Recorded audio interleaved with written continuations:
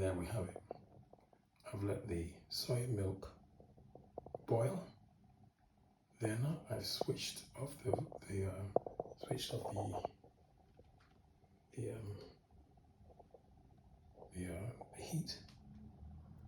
I switch off it boils, switch off the heat, and then just let it cool in its own time. Once it cools, invariably, more often than not, you're going to get a film of skin like on top of the milk. Pick it up and put it with the rest of them. Then I'll bring it to the boil again. Let it come to the boil. When it starts to simmer, so it's virtually just about boiling.